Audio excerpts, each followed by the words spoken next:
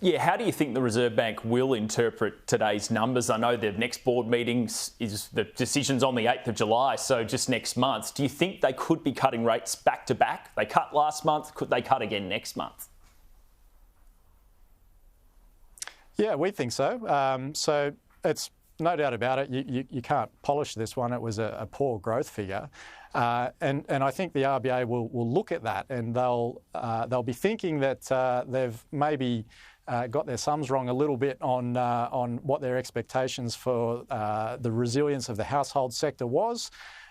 With the pullback in government spending in this quarter, there was maybe the safety net was removed a little bit for the economy. So that maybe does put the onus back on them to some degree to start to ease monetary policy a little bit more aggressively. We've got a cut penciled in for July. We're also expecting a cut in August, so more easing on the way, we think. Yeah, and just explain, you mentioned public spending there, just explain how important that's been for keeping GDP growth ticking over the past few years. Yeah, it's been incredibly important. So we have been in this situation where the private sector has been in retreat to a large degree, and government has sort of taken a counter-cyclical approach, a Keynesian approach, economists would call it. When the private sector is in retreat, the government steps forward and keeps the economy ticking over.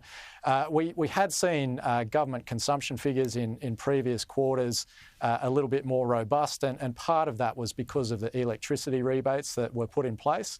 Now, in the first quarter of this year, we saw some of those rebates removed, so that shifted that spending on electricity out of the government column and back into the household column.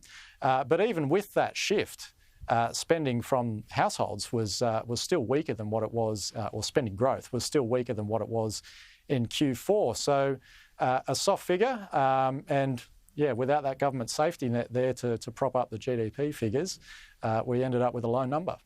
And obviously the other big problem is productivity. It was down minus 1% over the course of the 12-month period. And we've heard Governor Bullock talking about it as well. We've heard about the federal government talking about it. I mean, how big an issue is this low level of productivity for our economy?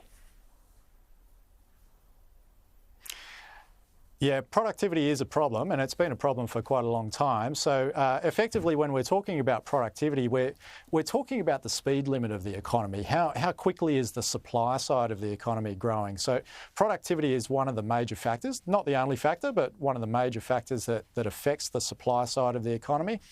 And if supply is growing more slowly, it means that we can't grow the demand side of the economy as quickly without generating inflation. So we would like to see more productivity growth. Jim Chalmers has said that in this new parliament, productivity is going to be a focus for the government. Yeah. I think that's very welcome.